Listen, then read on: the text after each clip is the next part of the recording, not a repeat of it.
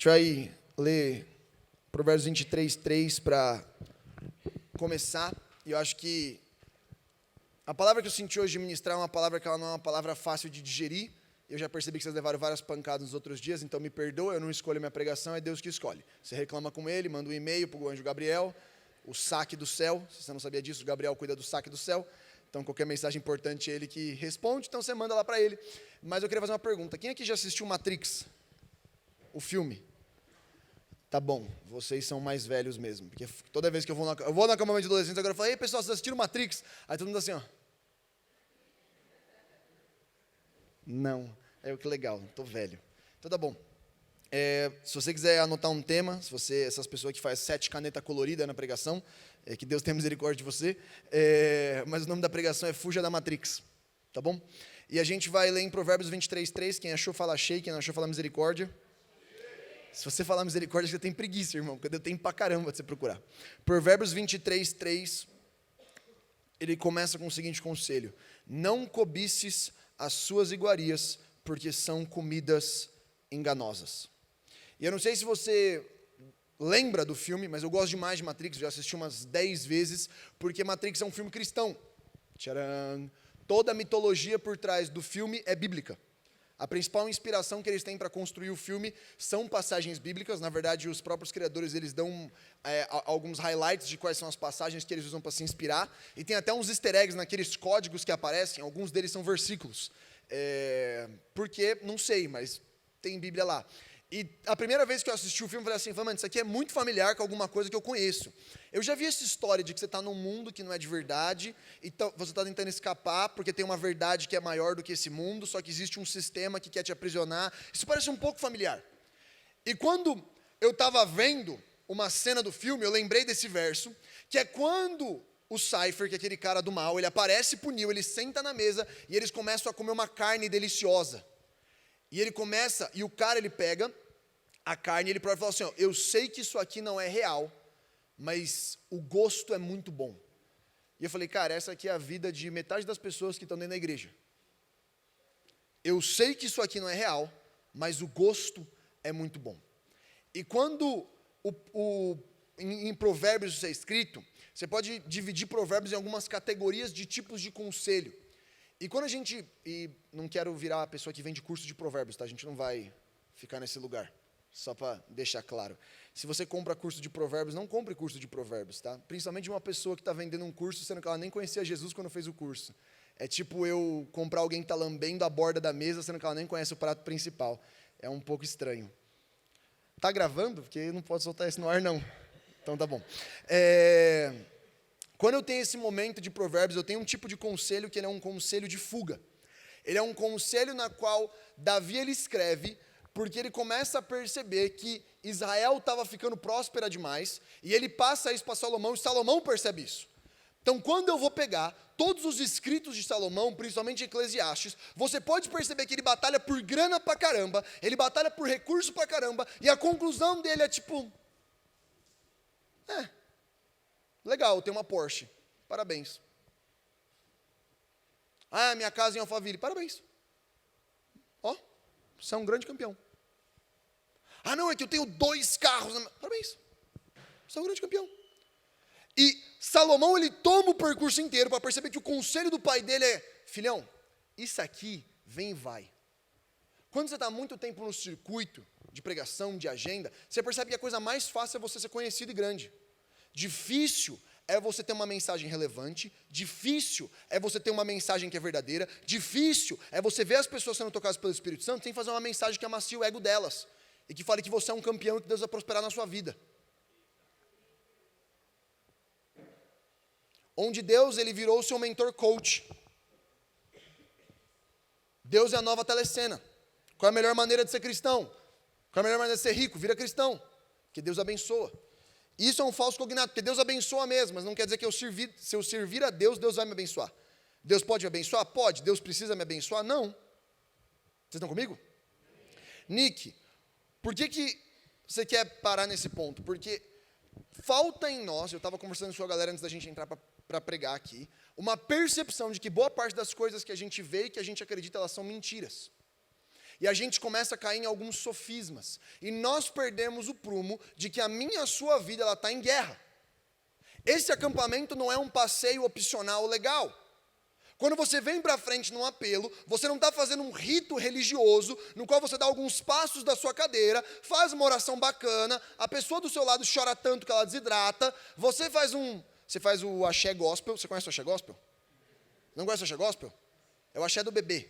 Você segura o bebê, aí você levanta o bebê, aí você abraça o bebê, aí você voa com o bebê. E o culto inteiro é um grande axé.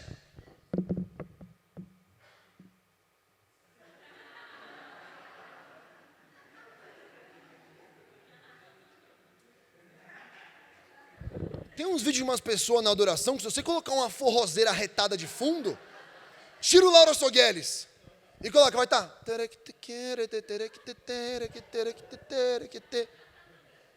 É a coreografia do Léo Santana em slow motion, é só isso. Por quê? Porque é simplesmente vazio. Eu venho, beleza, começou o louvor. Tá bom. Aí tem a pessoa que está liderando a adoração, ela vai puxar, aí os backs ficam naquela posição de futebol americano. Tá todo mundo assim, ó. Aí vai para frente. Aí vamos para trás. E volta. E é isso. Por que eu faço isso? Por que eu canto dessa maneira? Por que eu canto essa música? Porque eu começo a esvaziar.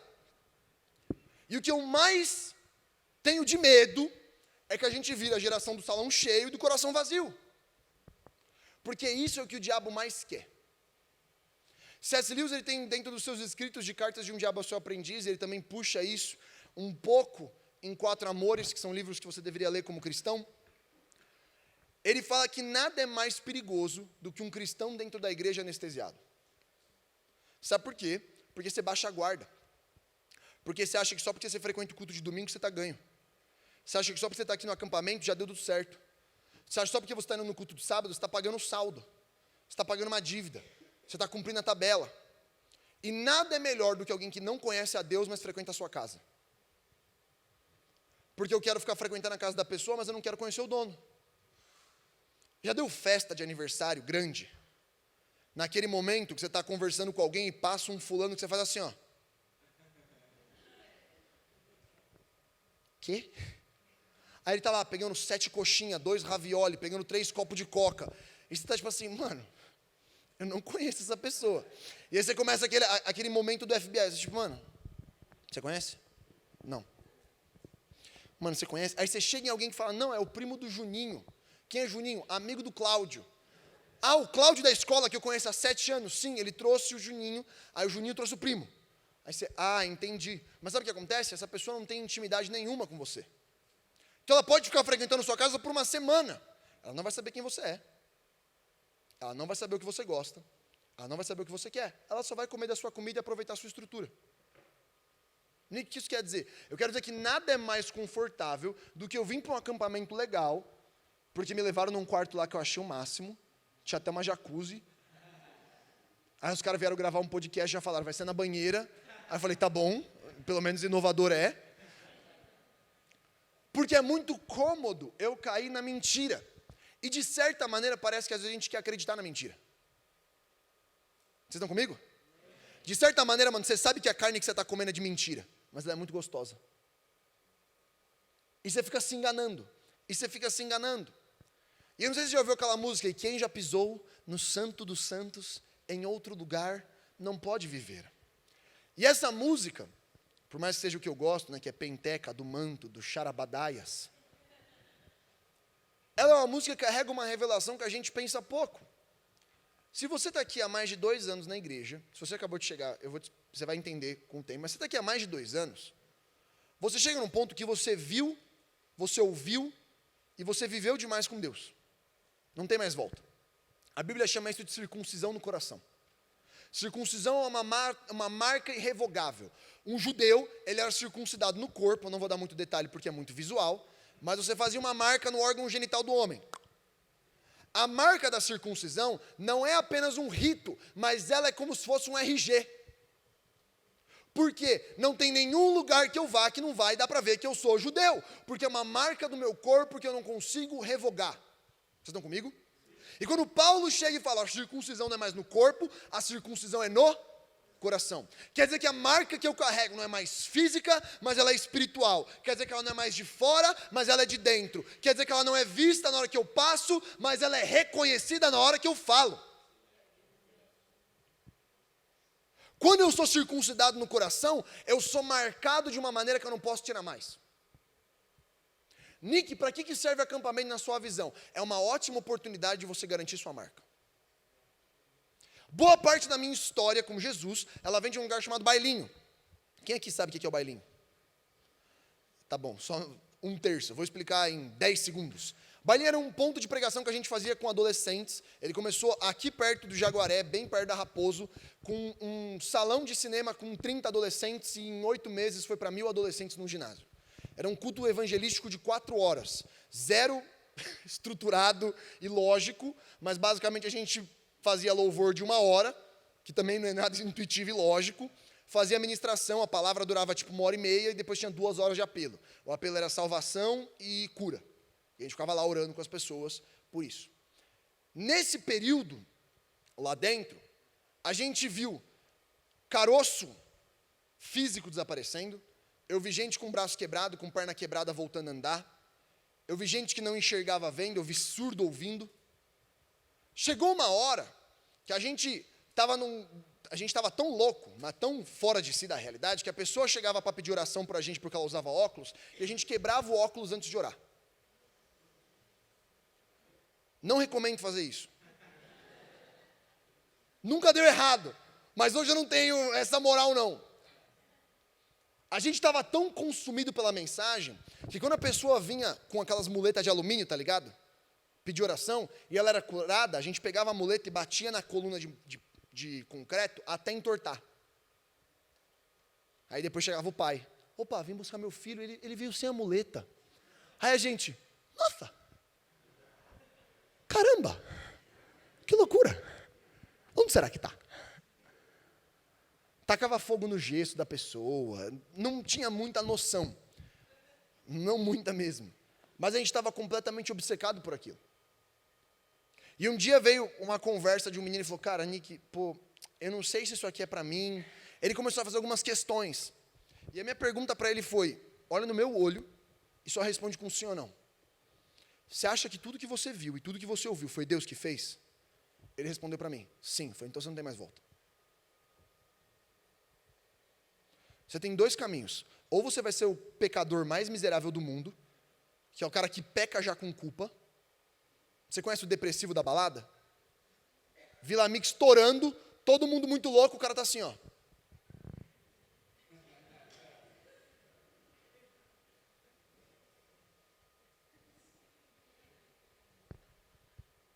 Triste, triste. Ou você vai ter que começar a fazer um esforço enorme para desmentir. Mas isso não era Deus. Não, isso não era de verdade. E eu começo a tentar compensar à medida que eu vi da graça e da bondade do Senhor, tentando correr o mais rápido para o outro lado. Então as pessoas que a gente conheceu dessa época, que desviaram de verdade, o cara foi enfiar pino de cocaína no nariz. O cara começou a achar crack. Um outro moleque começou a ir por orgia. Sabe por quê? Porque eu preciso fugir daquilo que me foi marcado. Só que a grande verdade, irmão, é que esse aqui é um momento onde você é circuncidado no coração para abraçar aquilo que o Senhor está fazendo na sua vida. Vocês estão comigo? Porque chega uma hora que a mentira não tem mais volume para ser sustentada.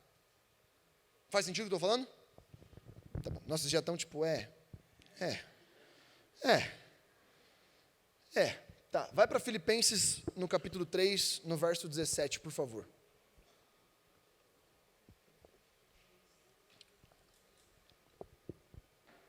Filipenses, capítulo 3, no verso 17.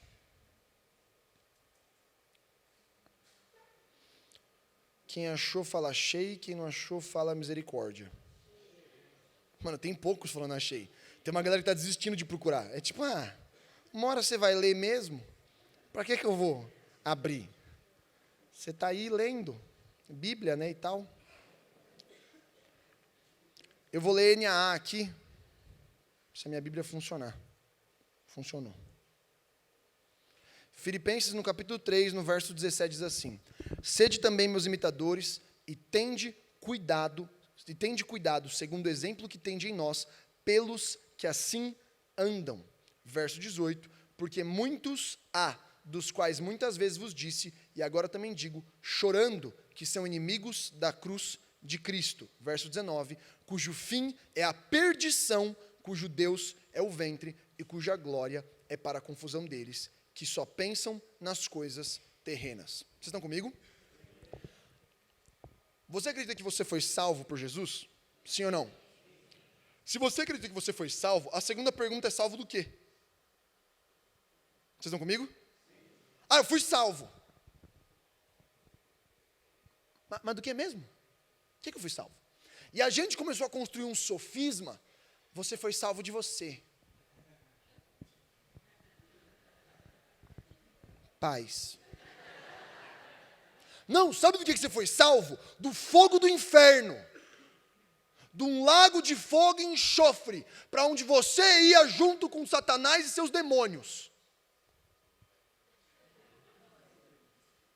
Não é uma mensagem legal, é uma mensagem desesperadora.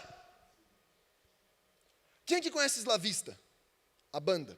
Eslavista faz parte de um movimento de bandas que aconteceu na Califórnia, junto com Motel Fish, Taylor Armstrong, Ecclesia e outras bandas que surgiram do nada tocando música indie.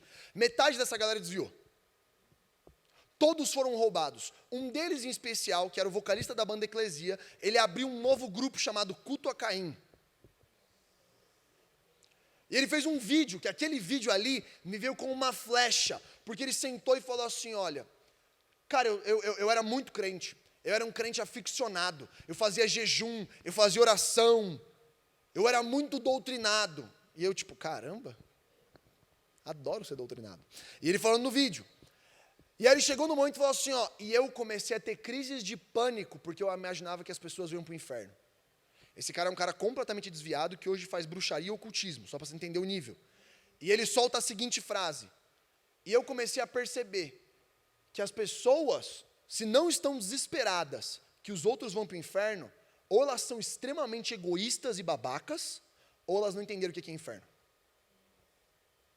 Não é um cara cristão, é um cara desviado falando isso. Ele está olhando para você e falando assim, se você não está desesperado porque as pessoas vão para o inferno, ou você é um egoísta babaca, ou você não entendeu. Eu espero muito que você não seja babaca. Eu espero. Nico, o que você quer dizer? Eu quero dizer que toda vez que eu vou para o trabalho, eu não estou dando oi para uma pessoa que trabalha comigo, eu estou dando oi para uma pessoa que também vai para o inferno. Sabe o que acontece? Isso é anestesia. Toda vez que eu dou oi para o meu vizinho, eu estou olhando para ele e falo assim, cara, esse cara não conhece Jesus. Se acontecer um acidente com ele, é sangue na minha mão. E aí o que eu vou fazer? Vocês estão comigo? Só que, irmão, você não percebeu o tamanho desse BO? É tipo, estou na padaria.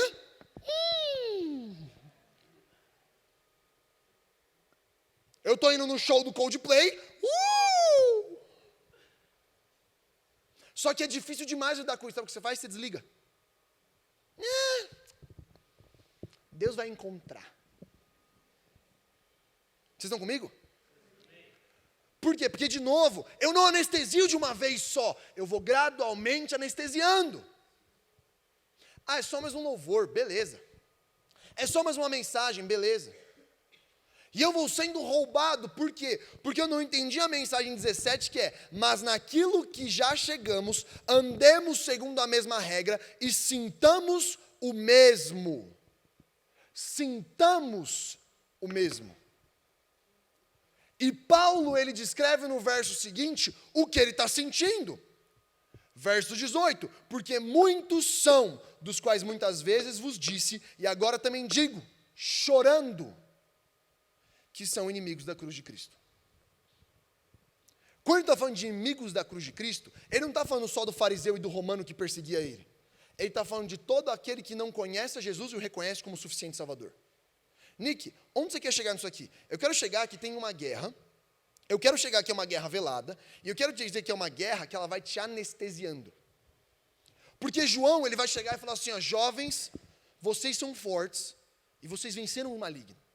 E geralmente quando a gente ouve esse verso, a gente fala assim, caramba, eu derrotei o diabo. Só que na verdade o sentido do verso é, você tão novo, já conseguiu a coisa mais importante que você pode ter pro restante da sua vida. Vocês estão comigo? Eu tão novo, eu com tão pouca idade, já tenho o prêmio mais importante dos meus próximos 80 e 100 anos. Tudo que eu posso fazer não chega perto da glória e da importância daquilo que eu já conquistei através do sacrifício de Jesus. E o que a explicação de Paulo é, vem cá, Alquino? A explicação de Paulo é, você está com o prêmio na mão. Fica olhando para o prêmio. O exercício que o inimigo faz é, charabadais. O exercício que o inimigo faz é, você está olhando para o prêmio, sabe o que ele tenta fazer? Olha, mas dava para você ter tanto mais dinheiro. Mas não dava tanto para você estar ali, ó. Olha quanto de mulher e homem bonito. Olha, tanquinho. Você não tem tanquinho. Não tem mesmo tanquinho. Nossa, não, mas será que você vai ter uma Porsche um dia? É que você não é um campeão, né? Você não é vitorioso, você não destravou o código. Aí sabe o que acontece? Você acha que eu estou dando risada. Mas é tudo que você pensa na hora que você vê o amigo da sua faculdade, na hora que você vê o cara do seu trabalho. Na hora que você vê aquele seu amigo que casou antes que você, está com 2 filhos, um carro melhor, numa casa mais da hora, e você está lá morando num kitnet, e não só sabe fazer miojo. E ovo. Com miojo, que é um mijovo. Quem nunca comeu mijovo, nunca foi universitário. Mijovo é o que sustentou por muitos anos minha cabeça acadêmica. Sabe por que esse esforço é tão grande? Porque não dá para roubar da sua mão fácil. Eu preciso primeiro tirar de vista. Só que ainda é tão importante, calma lá, se esforça mais para a sua faculdade. Se esforça mais para o seu trabalho. Se esforça um pouquinho mais para você ser aceito. Chega uma hora, irmão, que a mão afrouxa. E quando você nem percebeu, você não está mais na igreja. Quando nem percebeu, você não tem mais vida de oração. Quando você nem percebeu, você já não congrega mais com os irmãos. Quando você percebeu, você nem tem mais relacionamento com Deus. Vocês estão comigo? Sim. Nick, mas onde a palavra fala disso? Essa é a parábola do semeador em Mateus 13, verso 22. Jesus descreve o solo espinhoso. Sabe o que é o solo espinhoso? É o solo mais perigoso. Porque é o solo onde a semente cai e ela cresce, mas ela é sufocada e não frutifica. O verso fala que a semente morre? Sim ou não? A semente não frutifica. Fala, frutifica. Irmão, tem gente na igreja que está esquentando o banco há 15 anos. Não tem um discípulo. Não ganha uma pessoa para Jesus. Não faz nada no ministério que não é bater carteira. É que, cara, sabe, eu tenho tipo, mano, eu sirvo na igreja. Eu toco no louvor.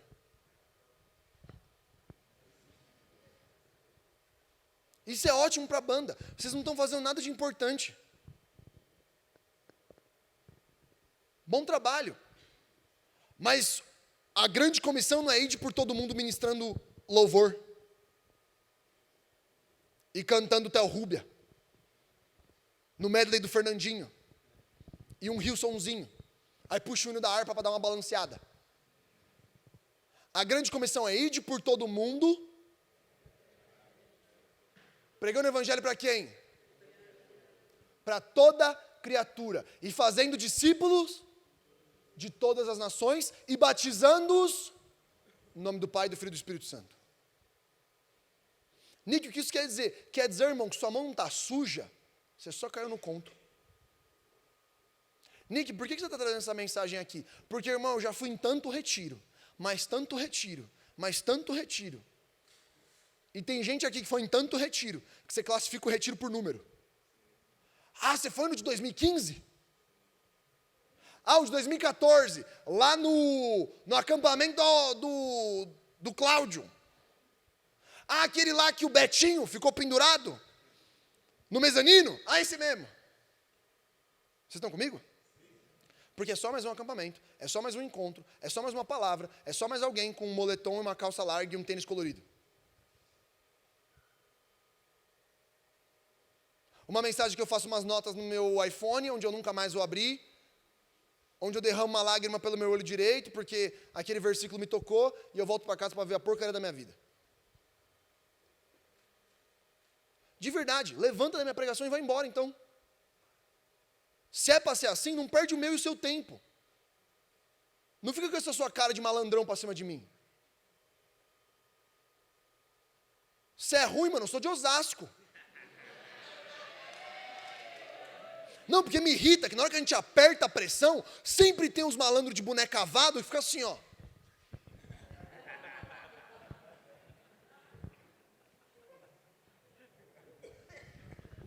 É óbvio.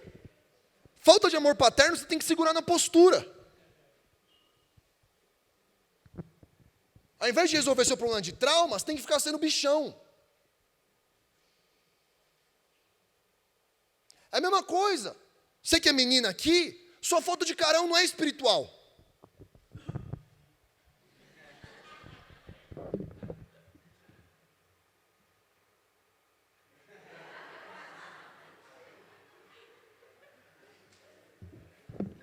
Nossa, Nick, não tem nada demais. Cara, não é muito difícil de racionalizar o que você quer mostrar na foto.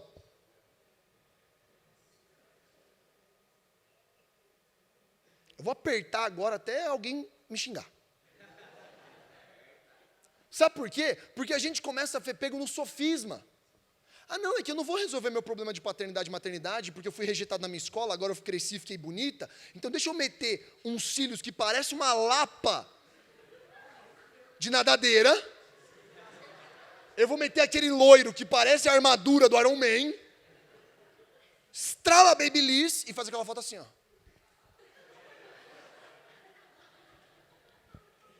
Com a boca de peixe, que tem um dedinho e meio aberto.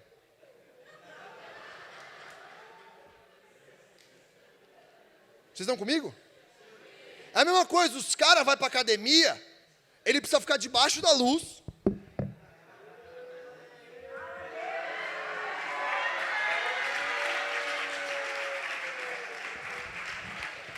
Mano, tem uns caras que se falasse de Jesus na academia, o tanto que tira foto, aquilo ali virava um culto.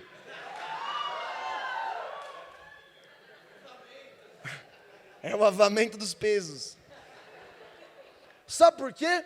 Porque falar de Jesus é desconfortável, mas deixa eu tirar uma foto para ver se eu consigo ter uma reação de uma menina bonita para conseguir alimentar meu ego.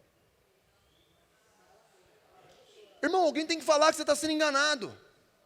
Alguém tem que falar que você tem que ter cura interior. Alguém tem que falar que você tem que resolver os problemas com seu pai e com a sua mãe.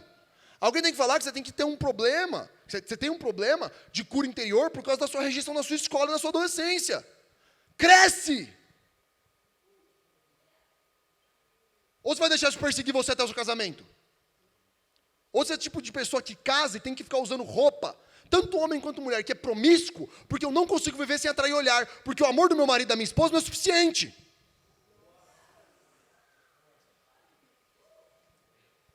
Caramba, mano. A pregação não é Jesus é uma opção, a pregação é Jesus é a única saída ou você vai para o inferno. Então, act like it. Cresce. Porque vai ser muito legal dar uma pregação emocional para você, eu fazer uma pregação, Jesus te ama. Aí você chora, a gente abraça o amigo, posta uma foto, retiro de jovens.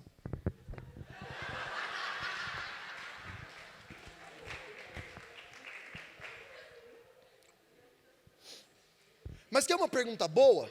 Legal o seu óculos, legal o seu boné, legal o seu tênis. Você tem a manha de botar ele aqui para alguém pegar?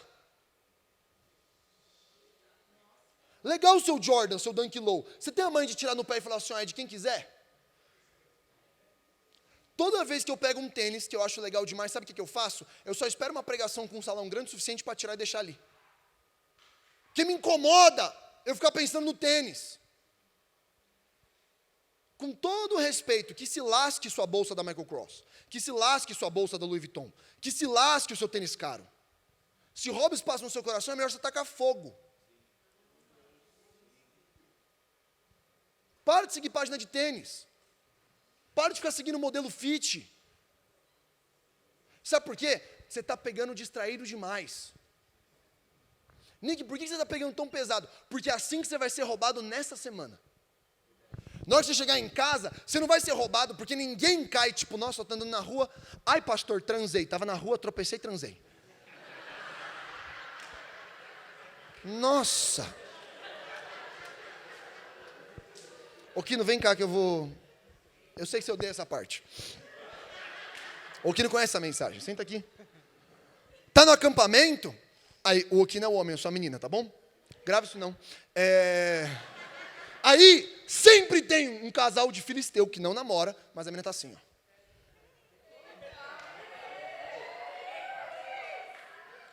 E só pra deixar claro, né? O moletom não é dela, é dele. Ai, eu tô com tanto frio. Sou pequenininha. Eu adoro vir para retiro porque eu não conheço nenhum de vocês. Então, se a carapuça servir, é Deus. Nunca vai ser uma indireta, eu acho o máximo. O Rafa tá assim, Eva! O Rafa já mandou mensagem, aumenta o tempo dele, já deixa. Vamos até mais tarde aqui. Aí sabe o que acontece? Chega pro Rafa, ai pastor, eu caí. Porque o que dá a entender é que você está andando. Tá ali. Tô andando, ai, tropecei.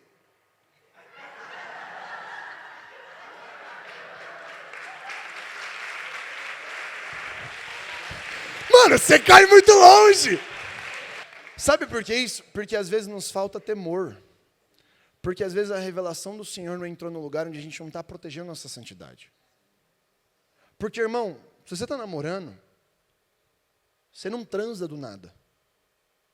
É que a mãozinha vem aqui, aí ela vai para cá, aí ela desce. Eu não estou tocando, calma. Eu falei que eu não odiava essa parte da pregação. E aí não, aí você coloca a mãozinha no joelho, aí a mãozinha sobe. Vou deixar ela aqui, pode ficar tranquilo. O Kino gelado assim, ele, mano. Sabe por quê? Porque você pode perceber, a galera da igreja me ofendeu. Eu estou machucado com a igreja. Ninguém se machuca de uma vez para outra. Você que cultiva raiz de amargura.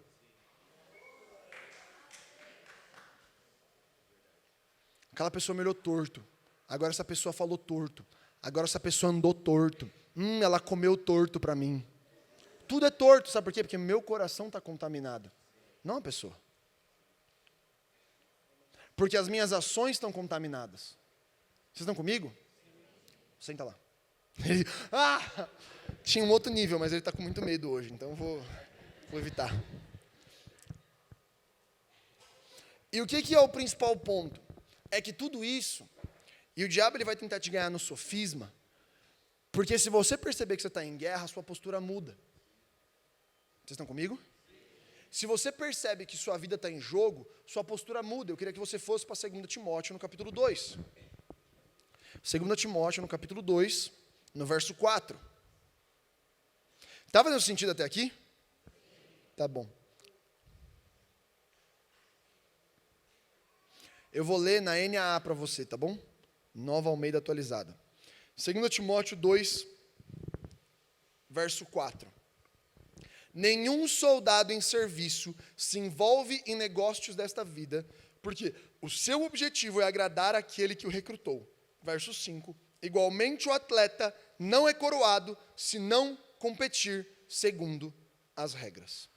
Essa linguagem de guerra é uma linguagem que ela começa a aparecer majoritariamente em duas cartas. Na segunda carta de Timóteo e na carta à igreja de Colosso.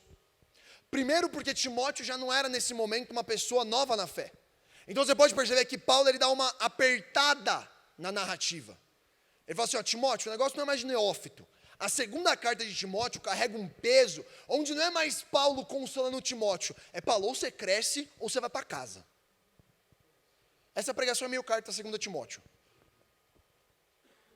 Ou você cresce ou vai para casa.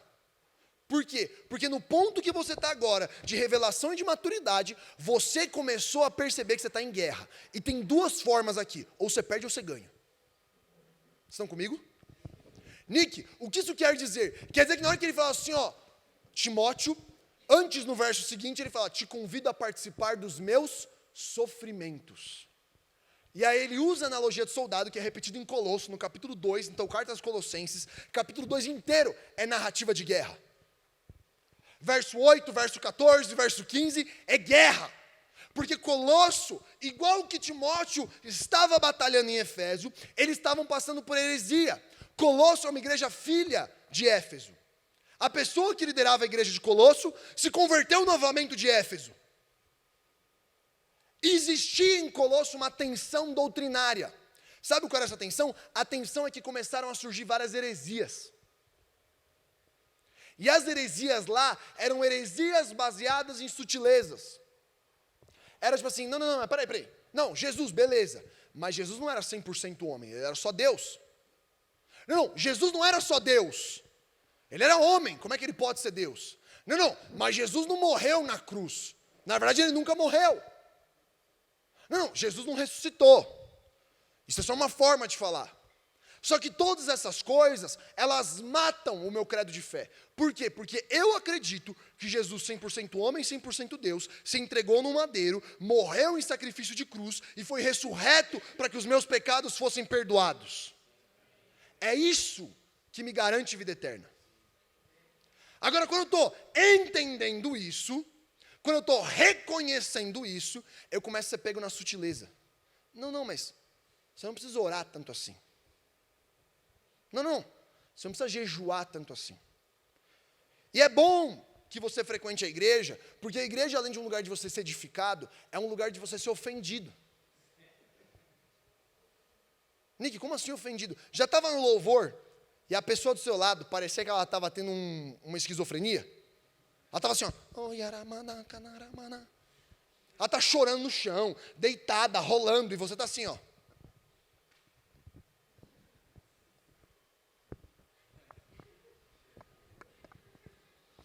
E ela lá, tendo um encontro com Deus da vida dela, chorando, se jogando no chão. E tem duas reações que acontecem. A primeira é você negar. Isso é demais. Isso é emoção demais. É que isso aí é meio exagero, né? Sabe por que você tem que negar? Porque a outra opção é você reconhecer que você é o morno na história. Eu adoro quando a paixão de alguém acusa a minha mornidão. Eu adoro quando alguém ama tanto Jesus, é tão apaixonado por Jesus, que a minha apatia é ofendida. Eu falo, caramba, velho, essa pessoa ama Jesus. Essa pessoa, ela realmente quer entregar a vida para Jesus. E quando você é ofendido, tem duas reações. Ou você acompanha ela, ou você fica lá. Nossa, eu sou ruim. E nesse ambiente de acampamento, é um ambiente onde você vai estar vendo o cara lá. Tem fogo nos olhos, eu não... E você pode ficar tipo...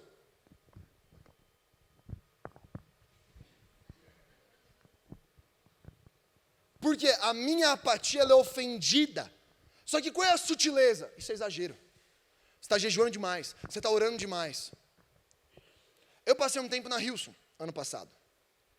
7 meses e meio lá. Na sede. E eu comecei a ver um bando de gente apaixonada por Jesus ser roubado por uma narrativa mentirosa de que você precisava ser saudável. Não, cara, é que nossa, isso é muito, né, na sua agenda. Seu schedule está livre.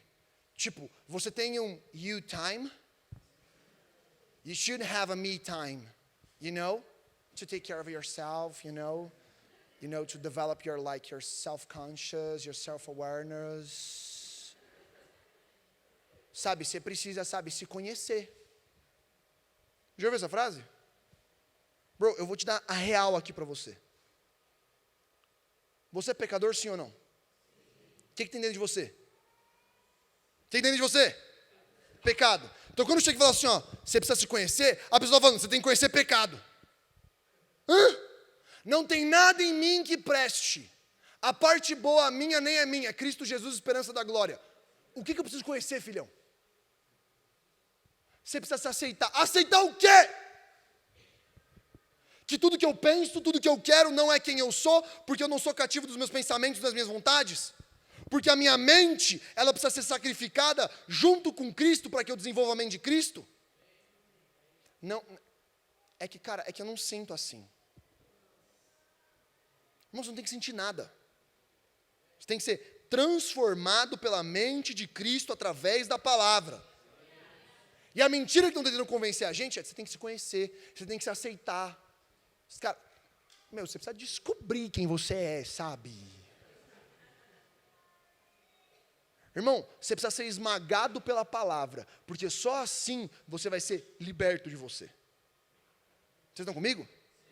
E essas pequenas sutilezas e filosofias, elas vão te desarmando. Elas vão fazendo você parar de perceber que tem uma guerra lá fora e começar a se preocupar com como é que está o seu coração. E eu vi essas pessoas lá que eram apaixonadas por Jesus, deixando de fazer coisas para Jesus, porque elas precisavam ter um me time.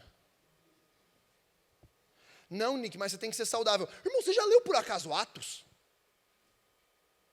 Really? Você já leu Atos? Você leu o final da segunda carta aos Coríntios, quando Paulo faz a listagem de quantas vezes ele naufragou, de quantas vezes ele foi chicoteado, de quantas vezes ele foi preso, de quantas vezes ele foi humilhado? Tipo, você leu essa parte? Estão comigo? Porque eu entro num sofisma de boa vida, onde eu paro de perceber que eu cuido da minha cabeça, eu cuido do meu corpo, não como fim, mas como meio. E a gente constantemente fala isso no Dunamis. Eu treino, vou lá para o box de crossfit, ficar gritando igual um condenado, pegando o cara que é o dobro do meu tamanho, porque eu só consigo treinar competindo. Então eu preciso pegar um cara que é muito maior do que eu e falar assim, vou pegar o mesmo peso que ele. É isso aí. Que a gente vai correr, por quê? Porque eu estou cuidando do meu corpo para aguentar um ritmo que me mantém conectado com a igreja, com a minha família e com o meu trabalho. Agora, quando eu paro de fazer coisas para minha família e para minha igreja, porque eu tenho que treinar, eu estou transformando o meio no fim. Vocês estão comigo? Eu tenho o meu me time, a Bruna sabe. Eu, uma vez por semana, tenho a minha caixa do nada, onde eu vegeto. Eu literalmente vegeto, eu fico 3 horas assim, ó. Se eu tiver essas 3 horas na semana, eu viro um novo homem. Se eu não tiver elas, eu viro tipo Tasmania. Reclamo de tudo, chato pra caramba. Eu faço isso não porque eu preciso ser saudável. Não, porque é o que me mantém afiado, me mantém protegido, mantém minha mente alerta, para que eu não fique caindo em armadilha. É um meio que serve um fim, e não o fim em si. Onde é que está a sutileza? Não, é que você tem que cuidar de você. A pergunta é, para que você tem que cuidar de você? Para ser saudável. Do que adianta ser saudável, você vai queimar no inferno? Vocês estão começando a entender o ciclo? O negócio em si é que a palavra fala que os anjos do Senhor estão ao meu redor, mas o inimigo brada ao derredor. A guerra pela sua vida é esperar você derrapar para te morder. E eu não quero ficar dando cloud, eu não quero ficar dando atenção para o diabo. Mas eu não posso entrar numa narrativa onde eu nem falo que ele existe. Porque o próprio Jesus fala mais de inferno do que a palavra céu. Porque Paulo constantemente fala, se preocupem com as armadilhas do diabo, com os dardos inflamados, com as emboscadas, se preocupem com aquilo que o inimigo está fazendo para planejar, as sutilezas, as filosofias, pois a sua guerra não é contra carne nem sangue, mas contra os principados e potestades do ar. Nick, o que você está querendo dizer? Eu estou querendo dizer que na hora que você sai daquele salão, começa uma competição pela sua vida. Esse é o jogo. O jogo é, o prêmio pela sua cabeça é o prêmio mais valioso da história. Sabe por quê? Porque ele foi comprado pela coisa mais valiosa da história, o sangue do Deus vivo. Não há nada mais valioso do que o sacrifício de Jesus. Se o sangue de Jesus foi para salvar você, não tem nada mais valioso do que conseguir sua cabeça. Vocês estão comigo? E isso aqui não é uma pregação de medo. Porque tem uma galera que fala assim, ai meu Deus, cadê ele? Ao derredor. Não, não é isso.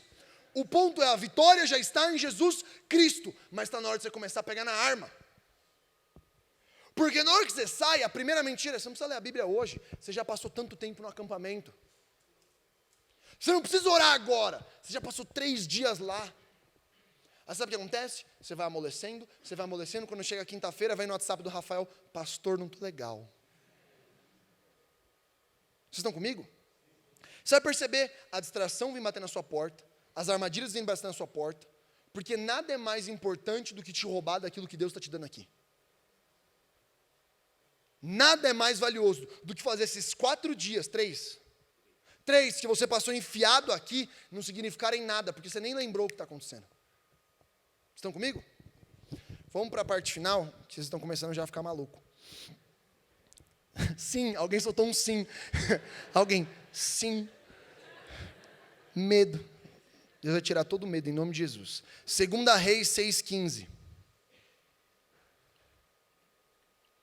Eu não quero me estender, mas é que eu gosto tanto de pregar. É mó legal.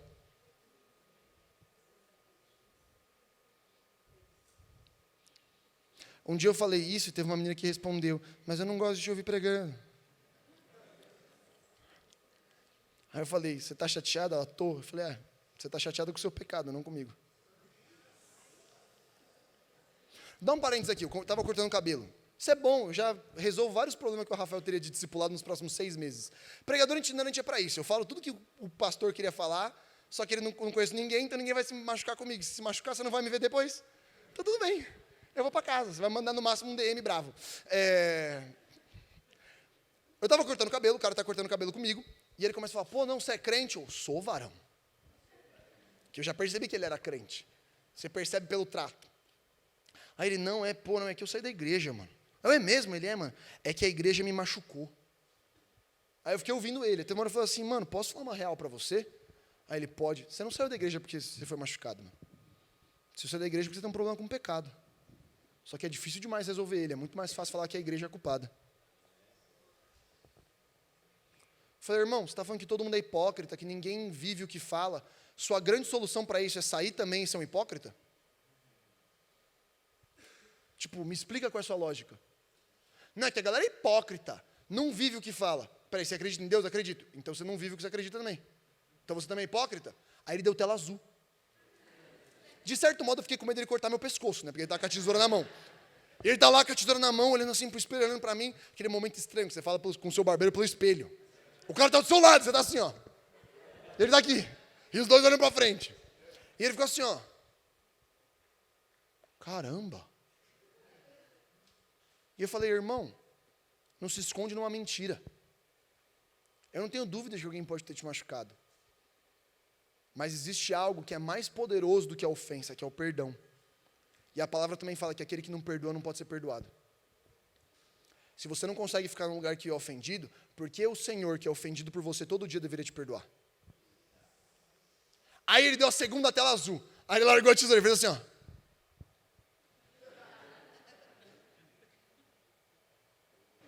Aí a gente começou um cura e libertação. Aí eu meti a mão na cabeça, a gente chorou, se arrependeu. Mas a pergunta é, cara, será que não é a raiz de amargura que eu estou cultivando? Será que meu coração está tão duro que eu não consigo ter uma mensagem dura? Porque a mensagem é dura, eu sei que eu estou pegando pesado. Porque eu quero te provocar. Eu quero que você pense em coisas que não é tão fácil de falar, e que não dá para falar em todo culto de sábado. Se alguém falar assim em todo culto de sábado, você morre. É o culto da depressão. É só pancada. Eba, vou para o sábado apanhar. Aí você vai... Aí sai triste. Eba, vou para casa triste. Tipo, não faz sentido. Mas eu acho que tem momentos aqui para você aumentar o seu nível de consciência. Irmão, a sua vida é muito valiosa. Você está aqui porque o Senhor, Ele te ama. E mais importante do que tudo, Ele entregou a vida dEle por você. Isso não tem valor. Isso não tem preço. Vocês estão comigo? 2 Reis 15... 2 Reis 6, viajei. 2 Reis 6, 15 e 17. E o servo do homem de Deus se levantou muito cedo e saiu. E eis que um exército tinha cercado a cidade com cavalos e carros. Então o seu servo lhe disse, ai meu senhor, que faremos? E ele disse, não temas, porque mais são os que estão conosco do que os que estão com eles. E orou Eliseu e disse, Senhor, peço-te que lhes abra os olhos para que veja. E o Senhor abriu os olhos do moço e viu. E eis que o monte estava cheio de cavalos e carros de fogo em redor de Eliseu. Existe uma oração que eu acredito que é uma oração necessária, que é para que o Senhor abra os seus olhos espirituais, para você conseguir discernir que está em guerra. Porque essa guerra, a guerra da Matrix, é uma guerra onde eu estou vivendo um mundo que ele é de mentira. É um mundo onde eu sou forrado por mentiras. É um mundo que eu sou convencido por armadilhas. E o que é mais importante é que eu permaneça acreditando naquela lorota. Só que existe um ponto que eu não posso reconhecer. Se você assistiu o filme, na hora que você acorda, você é inimigo. Vocês estão comigo? Na hora que você acorda, você virou inimigo. Na hora que você acorda, sua cabeça está em jogo. Na hora que o Neo acorda e ele vai para dentro ali, é muito bom o nome da nave, Nabucodonosor. E eles estão indo para onde? Para Zion. Tipo, mano, é muito legal, é muito bíblico. Eu acho o máximo. Enquanto eles estão lá, na Nabucodonosor, indo para Zion, eles estão sendo perseguidos. Por quem? Pelo inimigo. O inimigo o quê? Que sustenta o sistema. Porque esse mundo jaz no maligno. E você pode perceber, irmão, a gente saiu já da época onde você faz o programa da Gabi com o demônio no palco.